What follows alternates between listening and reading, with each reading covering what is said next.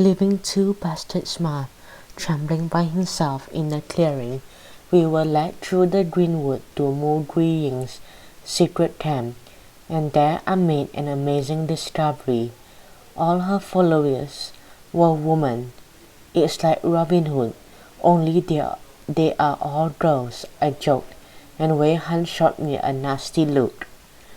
Guiying's band of fighters took food over open fires, and again poor Ansel stared into the bowl that was set before him. Only this time it was something green that floated in a septic sea of gravy. Wei Han tasted hers and grinned with delight. Yummy vegetables. As I took my first bitter spoonful, I wondered what kind of vegetables grew in drains. Yuck! When night fell, one of Green's girls lit a fire to keep us warm.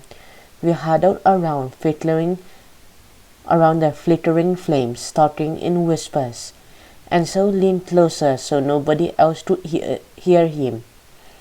We have a real problem, he began. Isn't Guiying changing history? I mean, if you take her place, Wei Han won't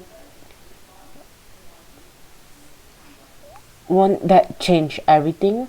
And if she changes history, it means we won't be able to get home again. He shuddered, but not from the cold that was freezing our bones.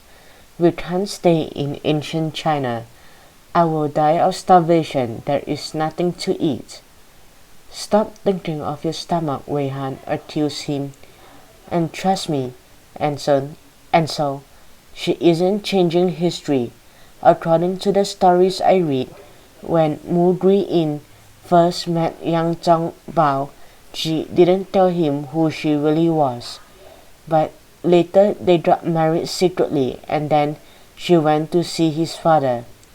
And what happened then? Ansel persisted, his face an eerie circle of fear in the firelight. Wei Han arched an eyebrow. Do you really want to know? Why? I demanded. Is it bad news? Wei Han shrugged. She still refused to tell Zhongbao's father the secret. It was only when General Yang Zhao threatened he'd kill his son that she agreed to take command of the army.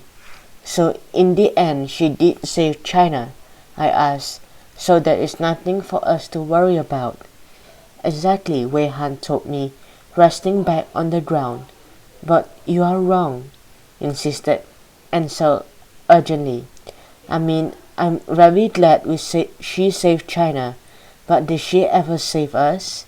Did she ever help us get home? Wei Han frowned. I don't know, she admitted. You see, there was nothing about us in the history books. She hesitated. Nothing at all. And so groaned, a sad, desperate sound.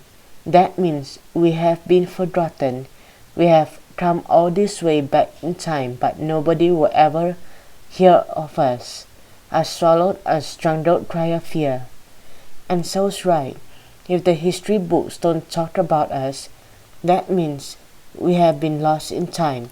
We don't exist in ancient China, and we don't exist in our own time.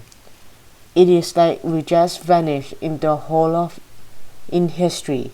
Wei Han propped herself up on one elbow. I don't know what you boys are worrying about, she said. We aren't lost in time. We are just making our own history. She gave us one of her cocky grins. After all, Mu Guiying isn't the only one taking command. I am too. So what can go wrong? And with that she stretched out by the fire and fell asleep.